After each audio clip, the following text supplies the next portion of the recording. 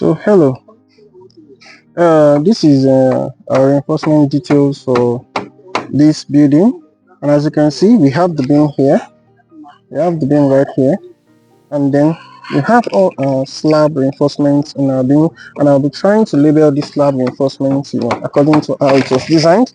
So now you see this one at the bottom, at the main bottom is our bottom one. We call it B1. It's usually designated B1.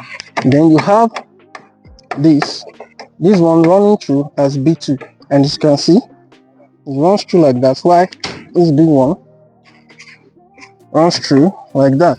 And the idea being that B1 is usually the bottom one, that is the reinforcement that runs along the shorter span.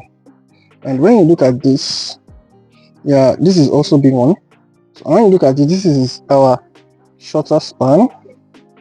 This is our shorter span, while the other B2 runs along the longer span, and this is B2.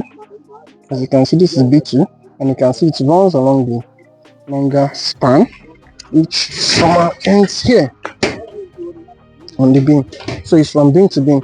Then now, after the B1 and B2, you see that we have other reinforcements, on our beam. Then this reinforcement is actually the lap for this B2. Is the lap for this B2, since one straight up Y12 is around 12 meters, and for it to return and go all the way, it's not possible to have a single bar doing that. So this is the lap for the bottom two. And then you have the top mat. We usually call this top mat.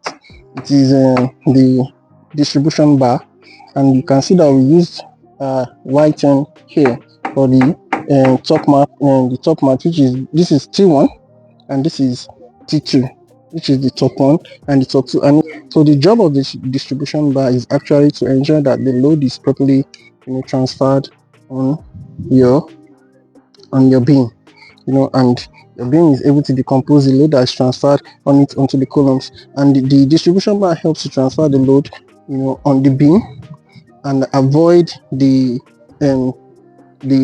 sectional area closest to the reinforcement on the beam, which is usually under tension, to not get overloaded before the loads are effectively transferred on the beam. So I think this should do for now on the practical application of structural detailing and structural analysis, and I hope you're able to learn a thing or two. Thanks for watching, and bye for now. I encourage you to subscribe to our channel for more content like this, and don't forget to turn on your notification bell to be the first to see our video tutorials on structural design, structural analysis, structural detailing, and the use of Protastructure for civil engineering. Thanks, and have a wonderful day. Bye for now.